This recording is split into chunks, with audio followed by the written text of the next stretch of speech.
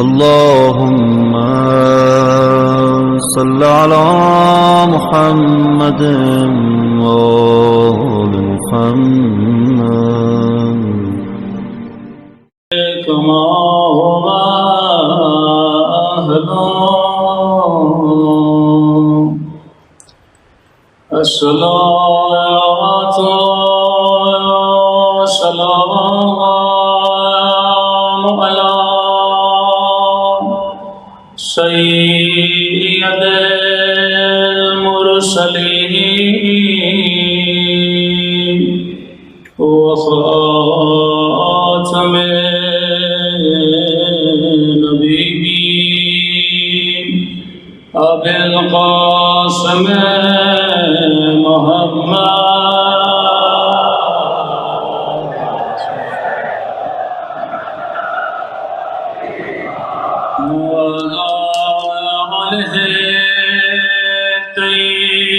الطيبين الطاهرين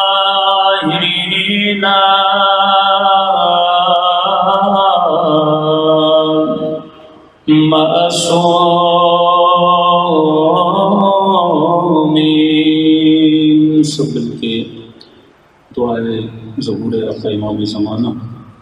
یہ بلاؤں کا زمانہ ہے، بیماریوں کا زمانہ ہے، اور مستحب ہے کہ اس دعا کو کثرت سے پڑھا جائے تاکہ مومنین ہر طرح کی بیماری اور بلا سے بچ سکیں. سب ملتے ہیں.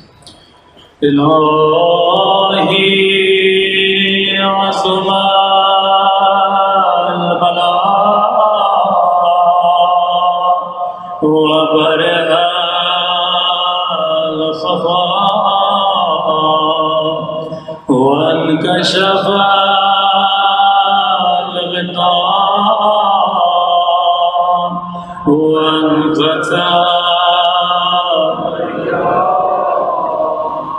وزاقت الأرض ومنعت السماء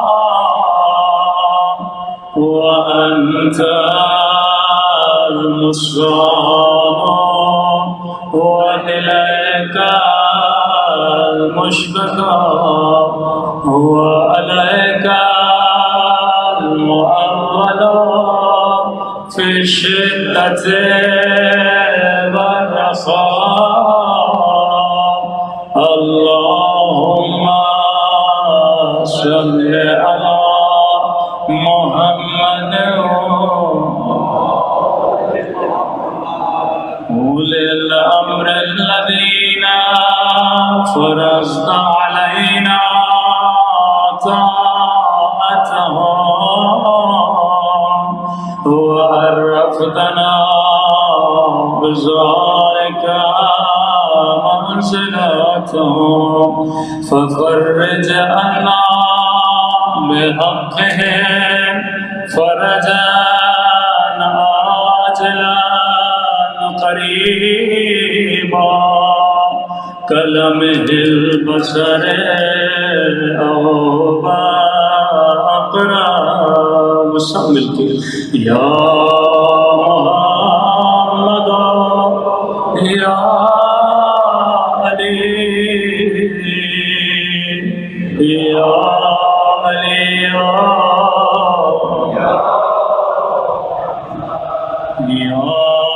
محمد یا علی یا یا محمد. ایک خیالی فعلکما کافیا والسرانی فعلکما یا صاحب زمان یا مولانا یا صاحب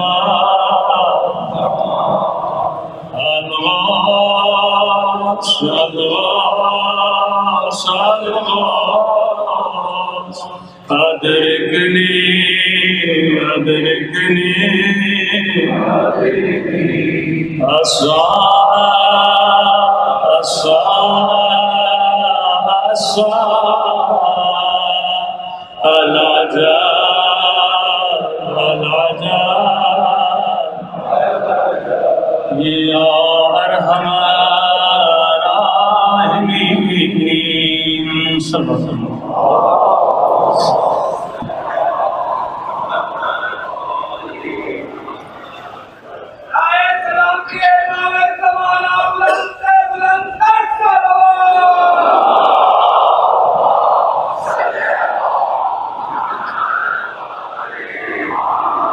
بسم اللہ الرحمن الرحیم رب اشرح لي صدری ویسر لي امری واحلل عقدۃ من لسانی یفقهوا قولی. اما بعد فقد قال سبحانہ وتعالی فی محکم کتابہ المجید وفرقانہ الحمید وقوله الحق ووصدق الصادقین. بسم اللہ الرحمن الرحیم. انما ولیکم اللہ ورسولہ والذین آمنوا الذین یقیمون الصلاۃ ویؤتون الزکاۃ وهم راکعون. بابا سے بلند صلوات پڑھیں محمد.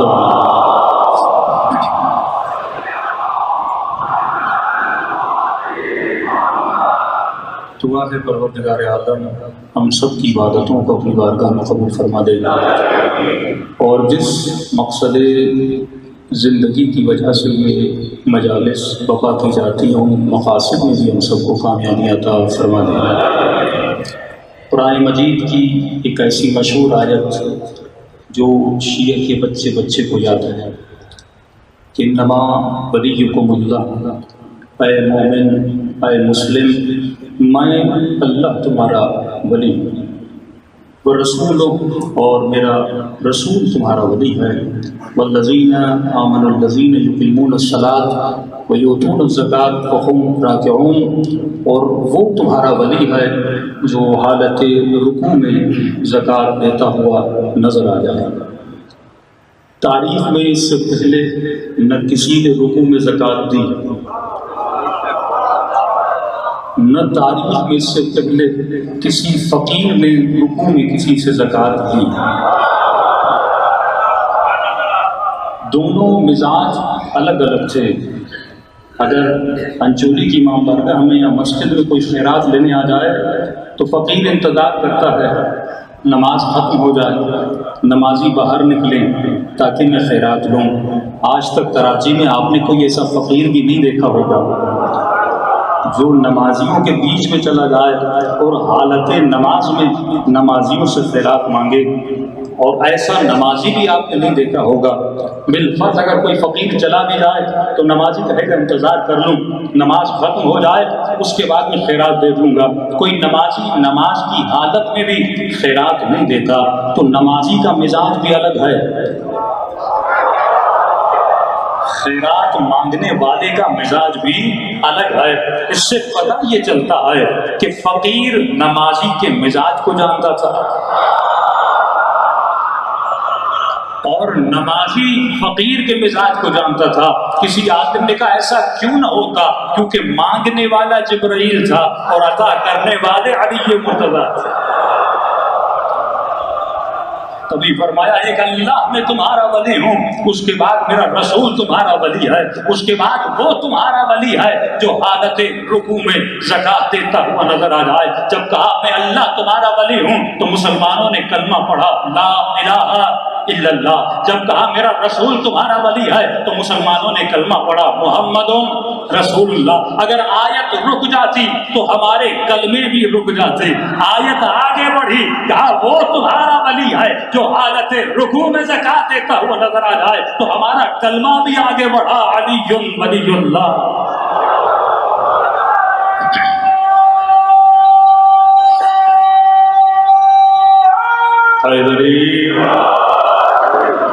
تو مسلمان کا کلمہ کس آیت کے مطابق ہونا چاہیے، اس کی اذانیں اس آیت کے مطابق ہونی چاہیے. یعنی اقرار ولایت خدا کرو، اقرار ولایت رسول کرو، اقرار ولایت علی ابن ابی طالب کرو. لیکن اعتراض کرنے والے تو ہر جگہ مل جاتے ہیں، اور اعتراض کرنے میں کوئی جرم نہیں ہے، اعتراض کرنے میں کوئی قباحت نہیں ہے۔ قباحت یہ ہے کہ اعتراض کرنے والا اعتراض کرے اور سامنے سے جواب دینے والا جواب نہ دے پائے۔ جس مکتب کے ہم ماننے والے ہیں اس میں تو زمین کے راستوں سے زیادہ ہمارے مولا آسمان کے راستوں کو جانتے تھے۔ جب علی کے در سے کوئی سوالی خالی ہاتھ نہیں گیا تو علی والے کے در سے کوئی سوالی خالی ہاتھ کیسے جائے گا؟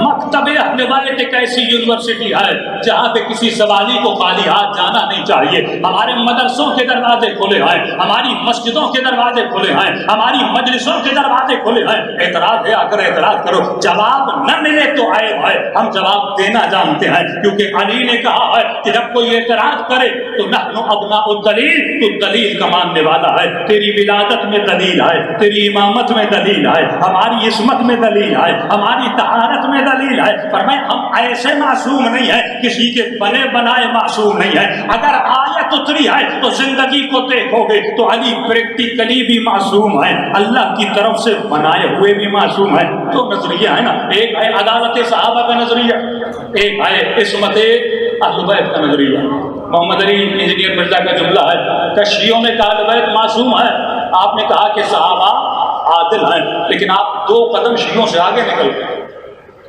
اگر انہوں نے کہا معصوم ہے تو انہوں نے ثابت کر کے بھی بتایا کہ معصوم ہے۔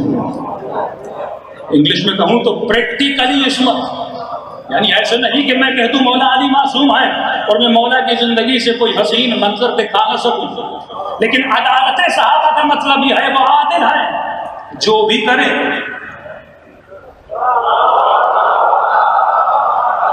چاہے وہ قتل عمار ہو تب بھی عادل ہے، چاہے وہ 100 سال علی پر سب ہو تب بھی عادل ہے۔ لیکن ہم ایسے معصوموں کو نہیں مانتے۔ جب اللہ نے کہہ دیا معصوم ہے تو یہ چیلنج ہے، کھلا چیلنج ہے، تم ان کی زندگی سے چھوٹی سے چھوٹا گناہ ڈھونڈ کے دکھاؤ، کبھی ڈھونڈ نہیں پاؤ گے، کیونکہ ان کی عصمت کیا ہے؟ پریکٹیکلی ہے۔ لیکن اعتراض کرنے والوں کو اعتراض کرنے کا حق ہے کہ صاحب آپ کا عقیدہ تو یہ تھا کہ علی کی نماز کا کیا کہنا؟ ہم نے کہا علی کی نہ نماز کا مقابلہ ہے، نہ علم کا مقابلہ ہے، نہ حلم کا مقابلہ ہے، نہ صبر کا مقابلہ ہے، نہ علی کی ذوالفقار کا مقابلہ ہے، نہ علی کے بیٹوں کا مقابلہ ہے، نہ علی کی زوجہ کا مقابلہ ہے، نہ علی کے حسب کا مقابلہ ہے، نہ علی کے نسب کا مقابلہ ہے، نہ علی کی پیدائش کا مقابلہ ہے، نہ علی کی شہادت کا مقابلہ ہے۔ سب سے اعلیٰ ترین کردار علی ابن ابی طالب کا ہے۔ تو آپ خود ہی تو پڑھتے ہیں کہ کسی جنگ میں علی ابن ابی طالب کو تیر لگا تھا اور تیر کا زخم اتنا گہرا تھا کہ ہڈی کو پار کر کے نکل گیا تھا، اور اصحاب نے کہا کہ یا رسول اللہ تیر نکالیں۔ رسول نے کہا نہیں، ابھی نہیں نکالنا، جب علی مصلی کی عبادت پہ کھڑا ہو جائے اس وقت علی کے پاؤں سے تیر نکالنا۔ اور اصحاب یہی کہتے ہیں کہ جب مولا مصلی عبادت پر کھڑے ہوئے کہتے ہم نے تیر نکالا، علی کو پتہ تک نہ چلا کہ تیر نکلا ہے یا نہیں نکلا۔ کہ ایک طرف تو آپ ایسے فضائل پڑھتے ہیں اور دوسری طرف یہ کہتے ہیں کہ علی نے سائل کو رکوع کی حالت میں زکات دے دی۔ جس کو تیر کے درد کا پتہ نہ چلے،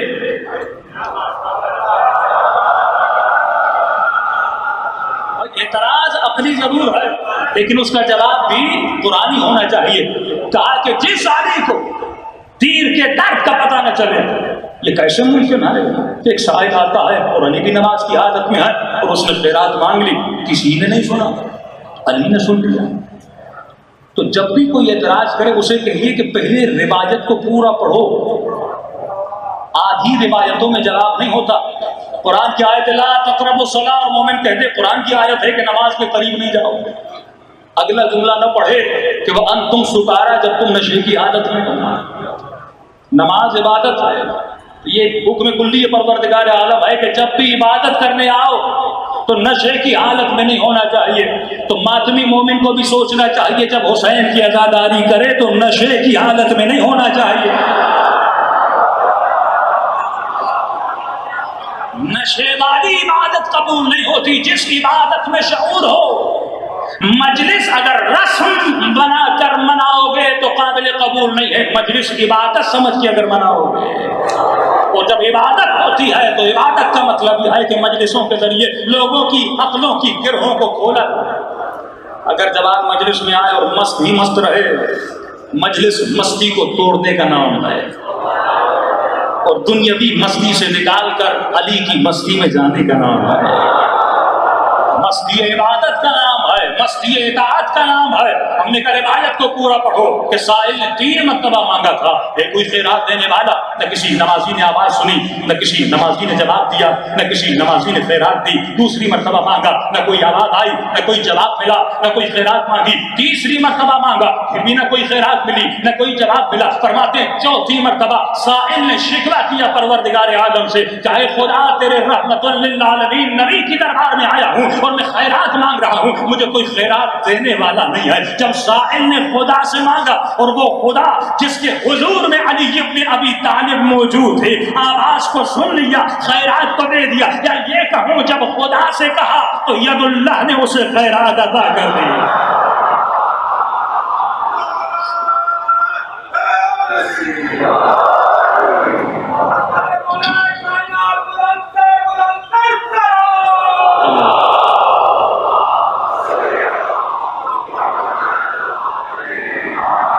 جب تک انسان پوری باتوں کو نہیں پڑھتا، اہل بیت حضور خدا، کبھی عقیدہ آتا ہے کہ رسول خدا گزر چکے، آپ رسول سے دعا کیوں مانگ رہے ہیں، مولا علی سے دعا کیوں مانگ رہے ہیں؟ تو وہاں پر بھی یہی ہے کہ تمام ہستیاں حضور پروردگار عالم ہیں۔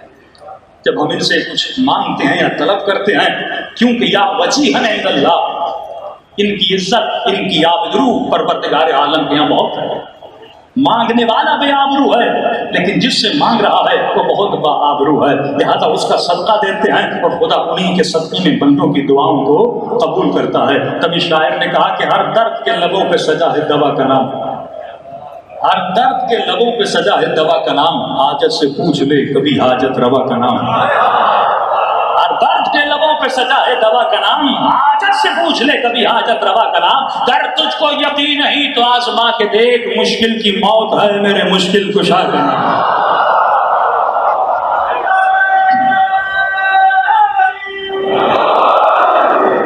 تو انسان جب دروازہ معرفت پہ آ جاتا ہے، ایک میں اللہ تمہارا ولی ہوں، میرا رسول تمہارا ولی ہے، اور وہ ولی ہے جو حالت رکوع میں زکوٰۃ دیتا ہوا نظر آ جائے۔ خوش نصیبی کی بات ہے کہ اس آیت پر 40 سے زیادہ اہل سنت کے بہت بڑے عالم مفسر متفق ہیں۔ تفسیر الدر منصور ہے، تفسیر کبھی سارے متفق ہیں کہ رکوع میں زکوٰۃ کس نے دی؟ علی ابن ابی طالب نے دی۔ آج وقت کم، ہم تھوڑا دیر سے پہنچے، کل انشاءاللہ 8:15 بجے ممبر پر آ جائیں گے۔ تو میں فرامین کی طرف جاؤں، فرمایا میں اللہ تمہارا ولی، اس کا مطلب ہم نے ولایت خدا ایکسپٹ کیا۔ میرا رسول تمہارا ولی، اس کا مطلب ہم نے رسول کی ولایت کو ایکسپٹ کیا۔ اور وہ ولی جو حالت رکوع میں زکوٰۃ دیتا ہوا نظر آ جائے، اس کا مطلب ہم نے علی ابن ابی طالب کی ولایت کو کیا کیا؟ ایکسپٹ کیا۔ لیکن اس ولایت کا مطلب کیا ہے کہ جو ہمارا موضوع سخن بھی رہے گا ان 10 دنوں میں، 2 طرح کی ولایتیں ہیں۔ ایک ہے تھیوریکلی ولایت، جسے اردو میں کہتے ہیں ولایت نظری، ایک ہے پریکٹیکلی ولایت جسے کہتے ہیں ولایت عملی۔ ایک ہے نظریہ، نظریہ یہ ہے کہ اللہ میرا ولی ہے، میں نے لا الہ الا اللہ پڑھنا نظریہ، میرا رسول ولی ہے، میں نے کہا محمد رسول اللہ، یہ میرا نظریہ۔ اور وہ ولی ہے جو حالت رکوع میں زکوٰۃ دیتا ہوا نظر آ جائے، یہ میرا نظریہ ہے کہ علی ولی ہیں۔ لیکن یہ ولایت مجھے مقام کرامت تک کب پہنچائے گی؟ اگر میں نے اللہ کی ولایت کو مانا تو مجھے مقام کرامت تک پہنچنا ہے، مجھے ولی بننا ہے۔ اگر میں نے رسول کی ولایت کو مانا تو مجھے مقام کرامت ملنا چاہیے۔ اگر میں نے مولا امیر المومنین کی ولایت کو مانا تو مجھے مقام کرامت ملنا چاہیے۔ لیکن سوال یہ، آج جس مسلم نے کلمہ پڑھا اور کلمہ پڑھنے کے بعد حسین کے گلے پہ چھری چلائی، جس یزید نے کلمہ پڑھا اور کلمہ پڑھنے کے بعد نبی کی نواسیوں کی چادر چھینی، آج بہت بڑے انڈیا کے ایکٹر سے پوچھا جاتا ہے کہ ہم بھی مسلمان ہیں، ہم بھی کلمہ پڑھتے ہیں۔ وہ نظریے کو مانتے ہیں لیکن پریکٹیکلی ولایت کو نہیں مانتے۔ پریکٹیکلی ولایت کو مانتے تو کہتے پریکٹسنگ مسلم ہے، یہ اسلام کو پریکٹس کر رہا ہے۔ ولایت کا مطلب حکومت۔ امام کے پاس ایک شخص آیا، مولا میں آپ کی ولایت کا ماننے والا ہوں۔ امام فرمایا تجھے پتہ ولایت کا مطلب کیا؟ کیا مطلب؟ فرمایا جب تم نے کہا کہ میں علی کی ولایت میں ہوں، میں رسول کی ولایت میں ہوں، میں اللہ کی ولایت میں ہوں، اس کا مطلب تم نے اعلان کر دیا آج کے بعد میرے دل پر نہ یزید کی حکومت چلے گی نہ شیطان کی حکومت چلے گی۔ اگر نظریہ ہو پر وجود میں ولایت عملی نہ ہو، اگر نظریہ ہو پر ولایت کا عمل نہ ہو، اس کا مطلب میں علی کی ولایت کا اعلان تو کر رہا ہوں لیکن عملی ولایت میرے وجود میں نہیں ہے۔ جوانوں کو سمجھانے کے لیے مثال دوں، دیکھیے آپ کسی کے گھر میں گئے، بہت گرمی کا موسم تھا، اس کے گھر میں اے سی لگا ہوا تھا اور آپ نے دیکھا کمرہ بہت ٹھنڈا ہو چکا ہے، کولن کول ہے، تو آپ کا نظریہ بنا کہ جس بھی کمرے میں اے سی ہوگا وہ کمرہ کیا ہو جائے گا؟ ٹھنڈا ہو جائے گا۔ آپ کی دکان پہ دوڑے دوڑے گئے، آپ نے اے سی لیا، آپ نے لا کر اپنے کمرے میں لگا دیا۔ اب آپ انتظار میں کمرہ ٹھنڈا ہو جائے۔ اے سی لگانے سے کمرہ ٹھنڈا نہیں ہوتا جب تک سوئچ آن نہیں کرتے، جب تک اس کی تاریں نصب نہیں کرتے، جب تک اے سی کو آن نہیں کرتے۔ بالکل اسی طرح علی ولی اللہ کہنے سے نورانی وجود کو ٹھنڈک نہیں ملتی جب تک علی کی ولایت کا وجود تیرے وجود کے اندر نہ ہو۔ آج کمی ولایت عملی کی ہے کہ ایک مرتبہ دیکھتے ہیں علی کا نام بلند کرنے والا لیکن گانے بھی پڑھ رہا ہے، علی کا نام بلند کرنے والا لوگوں کو نچوا بھی رہا ہے، علی کا نام بلند کرنے والا یا کرنے والی لیکن بے پردہ ہو کر بازاروں میں گھوم بھی رہی ہے۔ یہ کیسی ولایت ہے؟ یہ ولایت نظری سے حال ہے، ولایت عملی کے قائل نہیں ہے۔ بڑے بڑے جھنڈے نظر آئیں گے، بھائی داعش سے بڑا کوئی مسلمان ہوگا کہ جن کے جھنڈوں پر محمد رسول اللہ، جن کے جھنڈوں پر لا الہ الا اللہ، جو کلمہ جہاد کو بلند کر رہے ہیں، جو جہاد کے لیے حکومتوں کو بحال کر رہے ہیں لیکن صرف ان میں کلمہ پڑا ہے، ان کے اندر ولایت عملی موجود نہیں ہے۔ رسول خدا کے جانے کے بعد اصل جو جنگ تھی وہ یہ تھی کہ جو اللہ کی ولایت میں ہے کیا عمل کے اعتبار سے بھی اللہ کی ولایت میں ہے کہ نہیں ہے، جو محمد رسول اللہ کی ولایت میں ہے کیا عمل کے اعتبار سے اولاؤ بانفسکم، اے لوگوں جن نے رسول کی ولایت کو مانا ہے، اللہ کی ولایت کو مانا ہے، اگر تم ولایت کو مانتے ہو اس کا مطلب تمہارا نظریہ ہونا چاہیے میری جان کا مالک کون ہے؟ اللہ، نبی اور اہل بیت ہیں۔ میرے مال کا مالک کون ہے؟ اللہ، نبی اور اہل بیت ہیں۔ میرے نفسوں کا مالک کون ہے؟ اللہ، نبی اور اہل بیت ہیں۔ جب ایسی ولایت آتی ہے تو اہل بیت فرماتے ہیں خدا تجھے کرامت نصیب کرتا ہے۔ ولایت ایک راستہ جس کو طے کرنے کے بعد تم بندے کریم بنتے ہو۔ جب پوچھا گیا یا رسول اللہ آپ نے سلمان کے لیے ایسا کیوں فرمایا کہ سلمانوں منا اہل البیت، سلمان ہم اہل بیت میں سے ہے، فرمایا جا کر سلمان کو دیکھو، سلمان کی اپنی کوئی خواہش نہیں ہے، سلمان کی کوئی اپنی آرزو نہیں ہے، سلمان وہی آرزو کرتا ہے جو آرزو علی بن ابی طالب ہے۔ اس کا نام ولایت ہے کہ میرے اعضاء، میرا بدن وہ سوچے اور وہ کرے جو علی بن ابی طالب سوچتے ہیں۔ یہ ولایت کب ملے گی؟ آئیے قرآن کی طرف جاتے ہیں۔ پروردگارا ہمیں ولایت عملی کی طرف آنا ہے، ہم ولایت کے میدان کے اندر داخل ہونا چاہتے ہیں۔ قرآن کی بہت مشہور آیت سب نے سنی ہوئی ہے کہ لا یمسہ الا المطہرون۔ اے مسلمان، یہ ظاہر قرآن ہے، اہل بیت باطن قرآن ہے، یہ قرآن کے لفظ ہیں، اہل بیت حقیقت قرآن ہے، یہ قرآن ہے، اہل بیت تفسیر قرآن ہے۔ تم اگر وضو کی حالت میں نہیں ہو تو لفظ قرآن کو مس بھی نہیں کر سکتے، یعنی بغیر وضو کے لفظوں تک جانے کی اجازت نہیں ہے۔ تو جب لفظ کو بغیر وضو کے ہم ہاتھ نہیں لگا سکتے تو بغیر طہارت کے امام زمانہ سے کیسے ملاقات کر سکتے ہیں؟ بغیر طہارت کے یہ مومنہ کیسے چاہتی ہے مجھے سیدہ زینب کی زیارت ہو جائے؟ یہ مومن و جوان کیسے چاہتا ہے مجھے امام زمانہ کی زیارت ہو جائے؟ تو نہ قرآن کو بغیر طہارت کے مس کر سکتے ہو، نہ اہل بیت کی ولایت میں بغیر طہارت کے داخل ہو سکتے ہو۔ مولا اس طہارت کو کیسے حاصل کروں؟ فرمایا طہارت کے درجات ہیں، پہلا درجہ طہارت ظاہری کا درجہ ہے جس کا حکم تجھے دیا گیا، وہ ہے درجہ وضو۔ فرمایا علی والا ہمیشہ وضو کی حالت میں رہتا ہے۔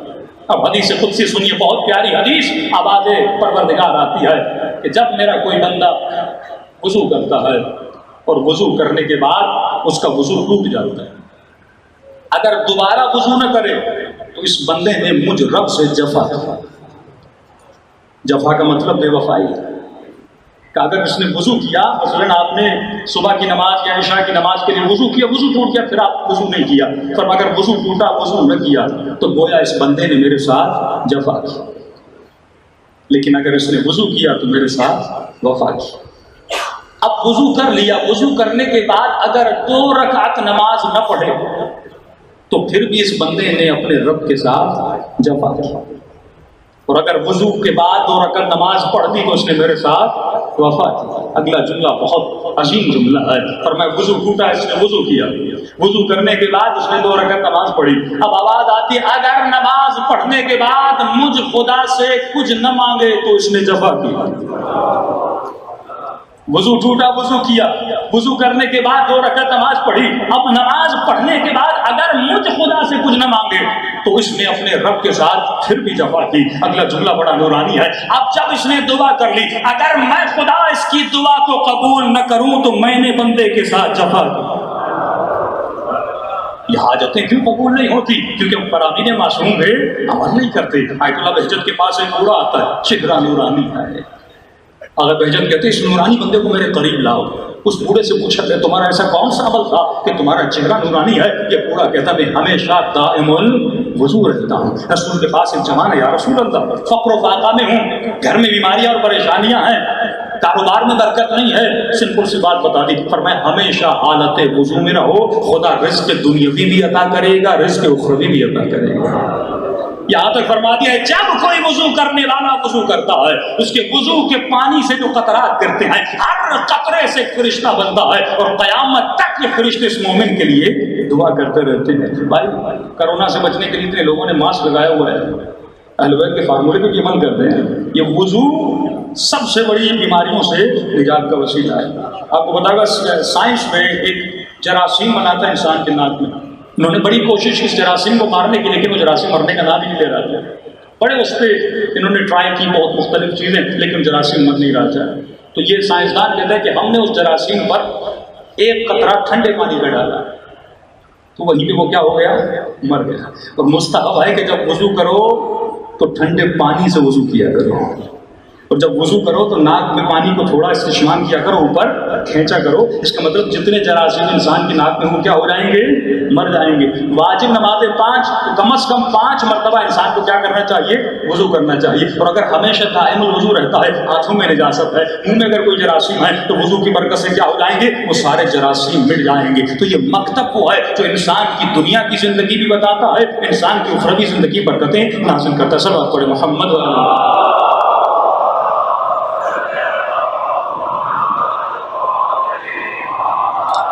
جب تک ولایت کے میدان میں تھا، جوان آتے تھے مولا علی آپ کی خلافت کو غصب کر دیا گیا. مولا آپ قیام کریے، جہاد کریے، تلوار اٹھائیے. امیر شام کا زمانہ، امام ان کے اندر ہو جاتے تھے. کوفیوں نے بھی عریضے لکھے تھے نا. ایک مومن آیا مولانا میں 15 سال سے بڑا غصے میں تھا. مولانا میں 15 سال سے امام زمانہ کو چٹھیاں عریضے لکھ رہا ہوں، لیکن میری زندگی میں کوئی بدلاؤ نہیں آ رہا. میں نے کہا کیا چاہتے ہو؟ کہ فقر و فاقہ ہے، بس یہ اتنا چاہتا ہوں کہ امام سے مانگوں اور مجھے فوراً مل جائے، بس جیب میں ہاتھ ڈالوں تو پیسے ہی پیسے. دعا کی بھی شرائط ہوتی ہے. عریضے تو کوفیوں نے بھی لکھے تھے نا. خط عریضہ ہی ہوتا ہے نا. جب امام دور ہو تو اسے کیا لکھا جاتا ہے؟ چٹھی لکھی جاتی ہے. لیکن سوال یہ ہے کوفی اگر اطاعت امام نہ کریں تو وجود امام سے فیضیاب نہیں ہو پائیں. امام نے کوفے میں خود جانے سے پہلے اپنے جانشی کو بھیجا کہ اگر تم مسلم کی اطاعت کے قابل نہیں ہو تو حسین کی اطاعت کے بھی قابل نہیں ہو. سب سے پہلے مسلم کی اطاعت کرنی ہے. اور اسی مومن کے جب ہم گھر میں گئے تو یاد باللہ ایسی تصویریں ایسی چیزیں تھیں، میں نے کہا ایسے گھر میں امام زمانہ کبھی داخل نہیں ہوگے تو تمہاری دعا کیسے قبول ہوگی؟ رسول خدا کو ایک صحابی نے دعوت دی، یا رسول اللہ میرے گھر میں آ کر کھانا کھائیے. رسول جیسے اس کے دروازے پر پہنچے رسول خدا وہاں پر رک گئے. کہ یا رسول اللہ اندر کیوں نہیں آتے؟ کہ اس گھر سے مجھے تجمل گرائی کی بو آتی ہے. کیا مطلب تجمل گرائی؟ کہ تم نے گھر میں مثلا 1000 دینار کی فلاں چیز رکھی ہوئی جس کی تمہیں ضرورت نہیں ہے. ایک مومن کے گھر میں جاؤ تقریباً 2 لاکھ کی پینٹنگ لگائی ہوئی ہے، اس کی ضرورت کیا ہے؟ یہ خلاف تقویٰ ہے، یہ خلاف تہذیب اہل بیت ہے، یہ خلاف سویلائزیشن آف اہل بیت ہے. ایک مومن کی شادی میں جاؤ تقریباً 10 لاکھ روپے 20 لاکھ روپے بیٹی کی شادی پہ خرچ کرتے ہیں. بھائی کیوں کر رہے ہو؟ مولانا لوگ ہوا کریں گے، لوگ دیکھیں گے اور لوگ میری ہوا کر دیں گے. اس کا مطلب تم زندگی میں علی کو خوش کرنا نہیں چاہتے، تم لوگوں کو خوش کرنا چاہتے ہو.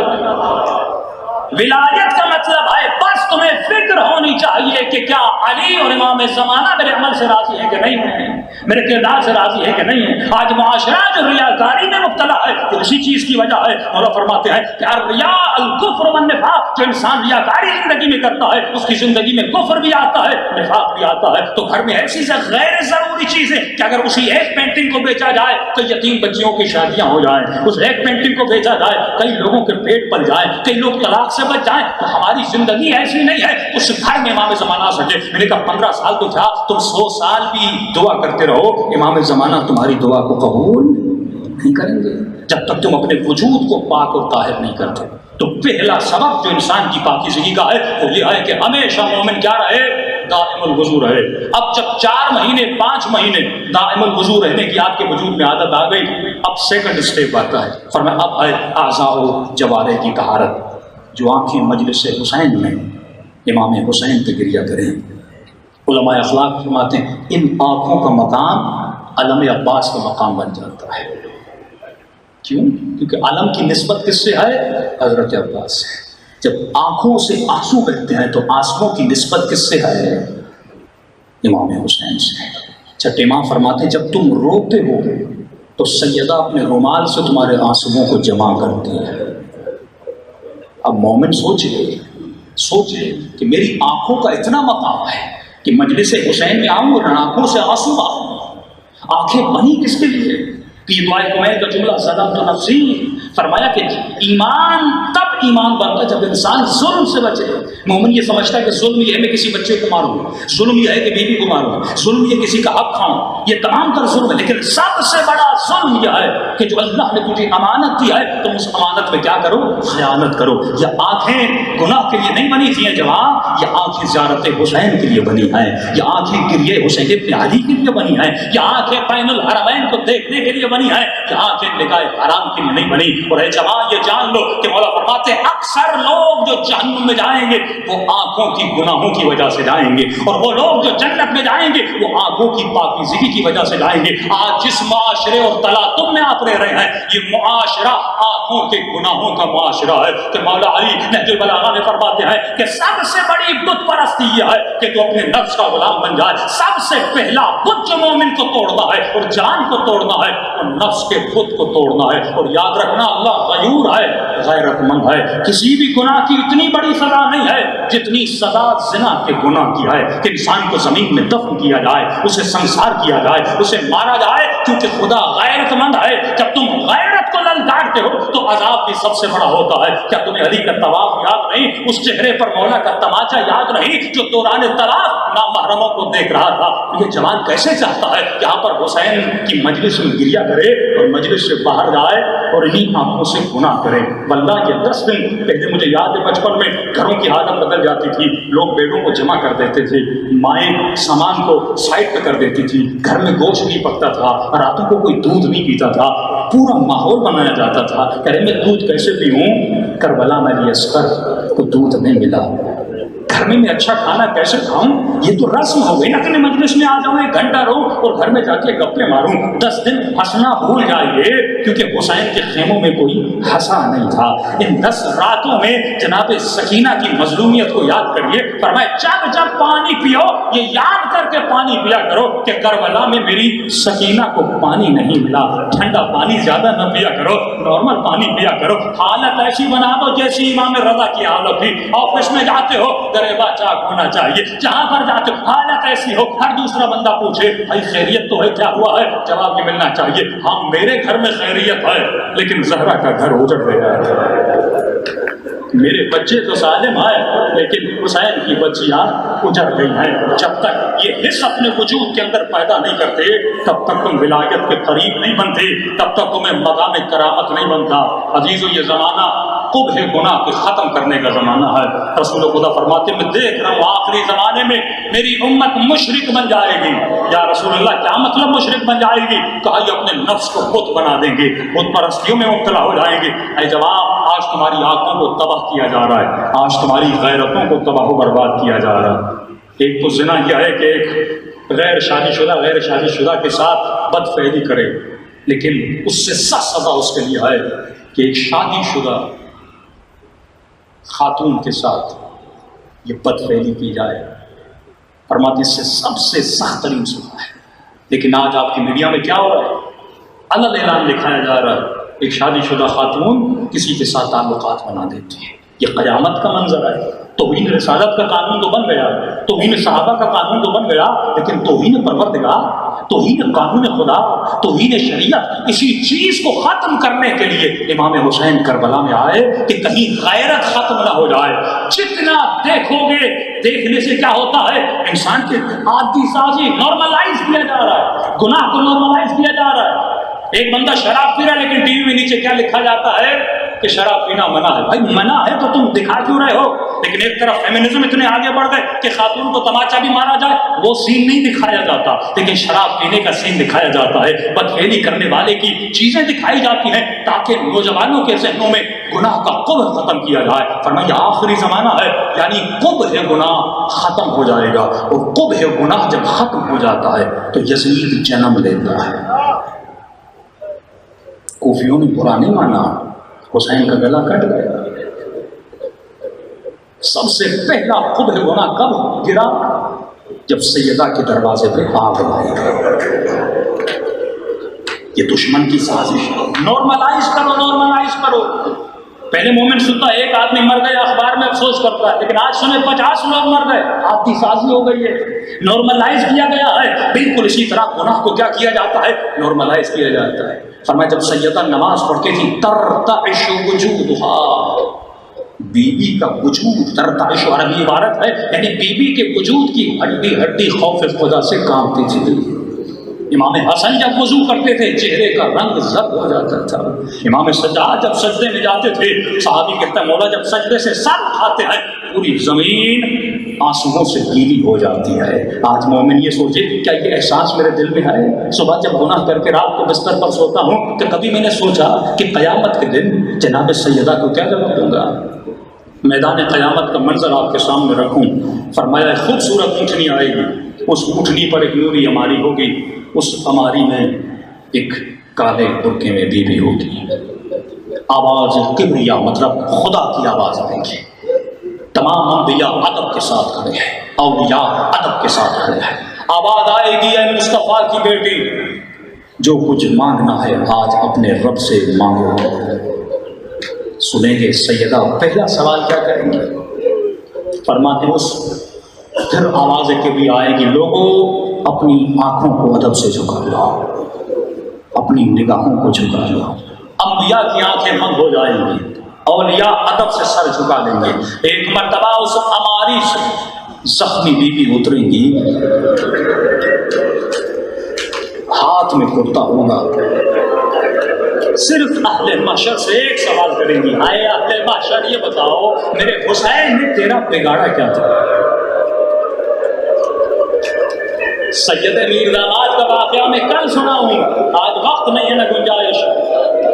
جب اس سید سے بادشاہ نے پوچھا کہ سید تم نے گناہ سے بچنے کے لیے اپنی 10 انگلیاں جلا دی, گناہ سے بچنے کے لیے اپنی 10 انگلیاں جلا دی, کون جلاتا ہے؟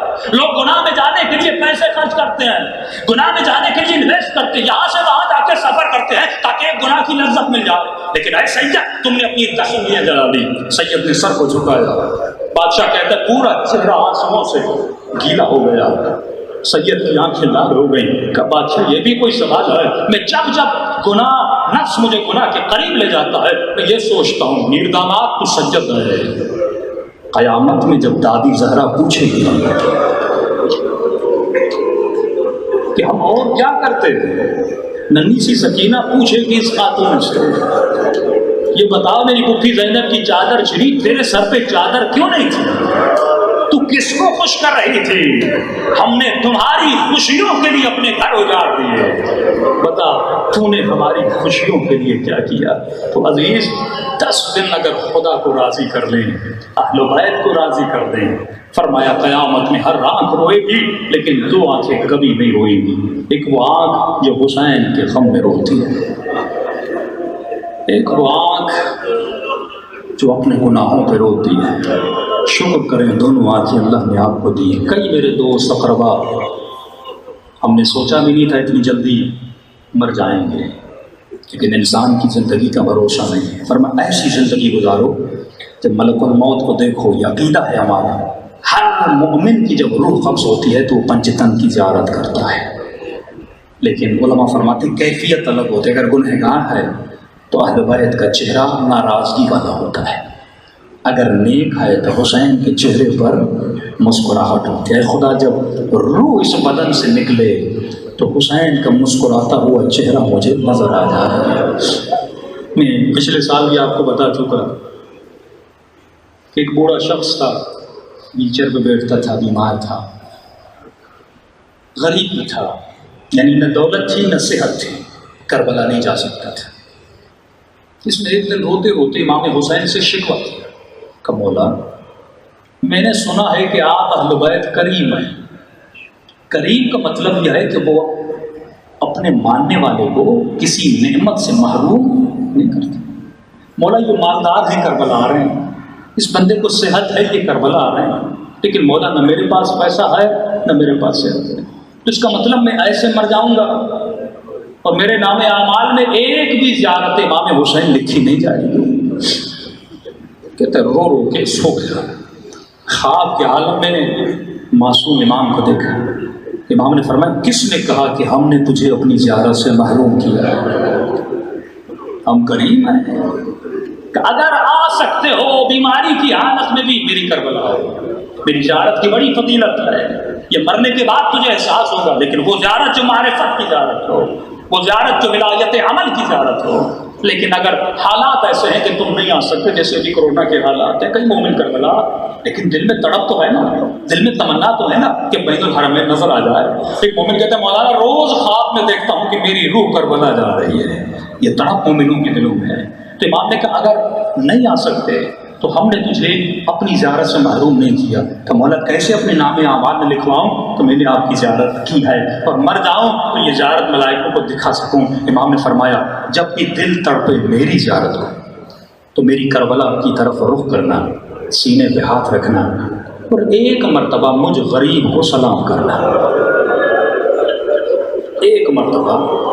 واللہ اتنے کریم امام کسی کے پاس نہیں ہے جو خدا نے آپ کو عطا کیا کہ مولا بس سلام کروں گا زیارت کا ثواب مل جائے گا۔ کہ ایک شرط ہے، اگر وہ شرط پوری ہے تو زیارت قبول ہے۔ مولا وہ کون سی شرط ہے؟ یہ کیفیت آپ مومنوں کے بعد اوقات جب کربلا جاتے ہیں آپ کے اندر پیدا ہوئی ہوگی۔ مولا اس کیفیت کی طرف اشارہ کر رہے ہیں، فرمایا جب مجھ حسین کو سلام کرو اور سلام کرنے کے بعد اگر نہ چاہتے ہوئے تیری آنکھوں سے آنسو نکل آئے۔ پوچھا نا کسی نے معصوم سے مولا ہم آپ کی زیارت کو آتے ہیں، اذن دخول پڑھتے، مجھے کیسے پتا چلے؟ آپ نے اذن دے دیا کہ ادخلوا یا اللہ، ادخلوا یا رسول اللہ، ادخلوا یا مولاتی یا فاطمہ الزہرا، ادخلوا یا ملائکۃ اللہ۔ مولا اذن دخول پڑھتا ہوں، مجھے کیسے پتا چلے کہ آپ نے کہا کہ اندر آ جاؤ؟ فرمایا اذن دخول پڑھتے پڑھتے اگر نہ چاہتے ہوئے آنکھوں سے آنسو آ گئے، فرمایا یہ تیرے آنسو نہیں ہے، یہ حسین نے تیرے سلام کا تجھے جواب دیا۔ اگر آج مجلس میں یہ کیفیت پیدا ہو جائے تو آپ روزانہ ایک زیارت حسین کا ثواب لے کر مجلس سے باہر جائیں گے، دلوں کو کربلا لے جائیں اور سلام کریں اپنے آقا حسین۔ کسی کو سلام یاد ہے تو میرے ساتھ پڑھے، لیکن اگر کسی کو یاد نہیں ہے تو حسین کی آواز، حسین کی صدا تو ہر کسی کو آتی۔ کم از کم یہ لفظ 10 دن اپنی زبانوں کو معطر کریں اہل بیت کے ذکر سے۔ ان 10 دنوں میں زیادہ بات نہ کریں، ایک چھوٹی سی تسبیح لے لیں، چائنا کی تسبیح ہو کوئی اور تسبیح ہو، کثرت سے ذکر صلوات پڑھیں، کیونکہ ان دنوں میں رونے کا بڑا ثواب ہے، اور اسے رونا نہیں آتا جس کا دل قسی ہے۔ اور معصوم فرماتے ہیں صلوات دلوں کو نرم کرتی ہے۔ آئیے دلوں کو کربلا لے جائیں اور سلام کریں اپنے آقا حسین کو۔ السلام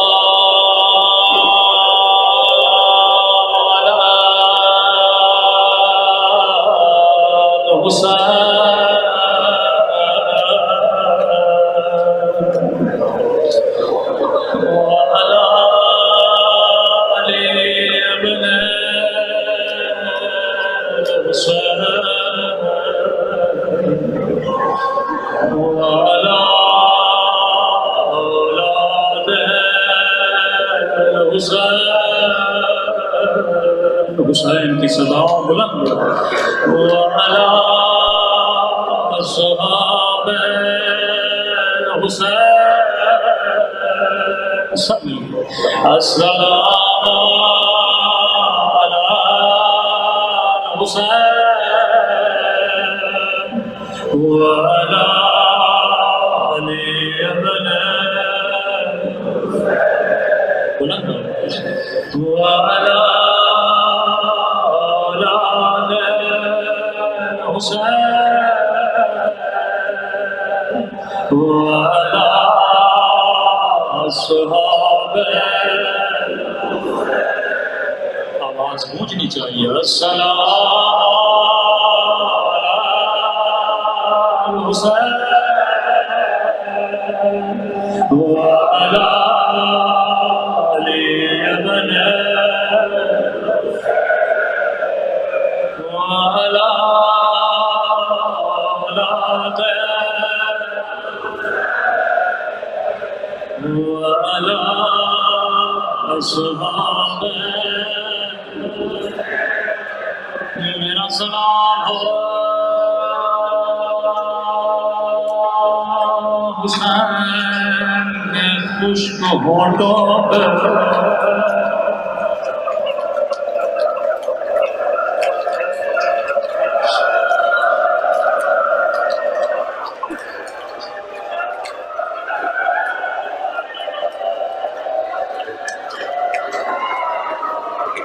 محرم کا چاند نظر آ گیا زہرا کا گھر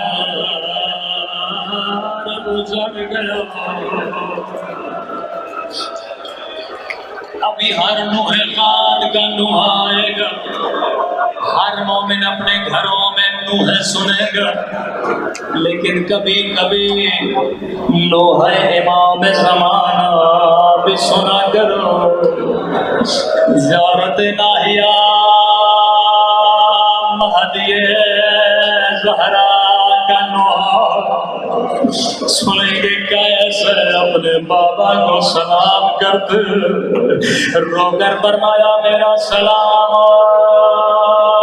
ان خشک پھٹے ہوئے ہونٹوں پہ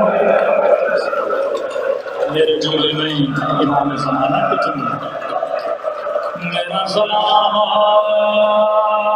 ان خشک پھٹے ہوئے ہونٹوں پہ جن پہ ظالم چھڑی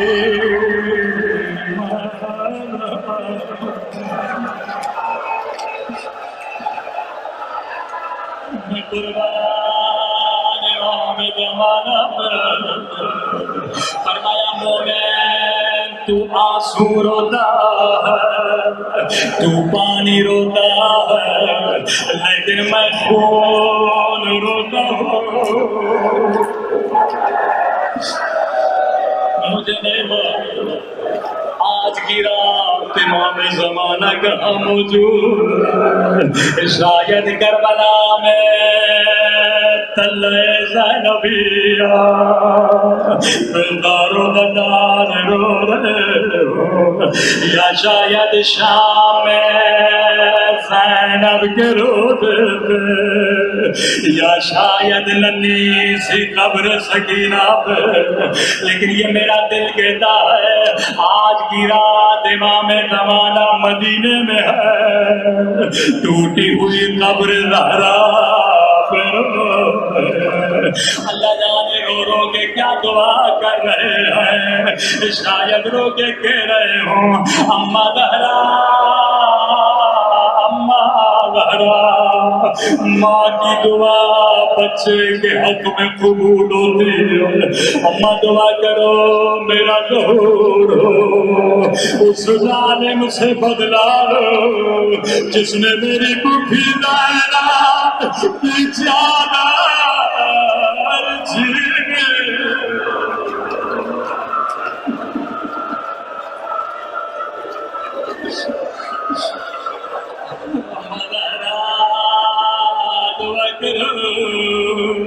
میرا ظہور اس ظالم سے بدلا لو جس نے میری سکینہ کو تماچے مارے رسول خدا کا حکم ہے مسلمانوں کبھی حیوان کو بھی منہ پہ نہ مارا کرو لیکن مسلمانوں نے سکینہ کو تماچے مارے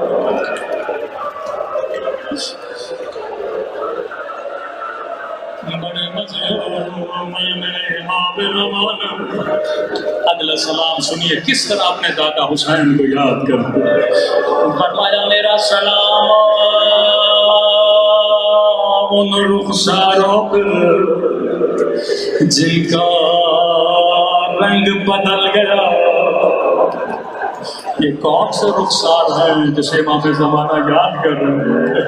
میرا سلام ان ننھے سے رخساروں پہ جن کا رنگ بدلتا رہا، کبھی شمر کے تماچوں میں رنگ کالا کیا، کبھی ظالم کے تماچوں میں رنگ نیلا کیا۔ لعنة الله على القوم الظالمين۔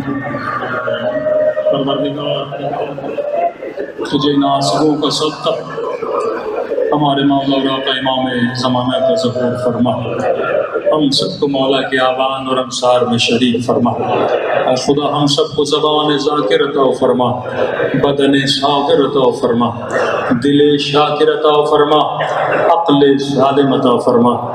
جو مانگا نہیں مانگا اپنے خزانے قدرت سے ہم سب کو عطا فرما۔ پروردگارہ ہم سب سے امام زمانہ کو راضی و خوشنود فرما۔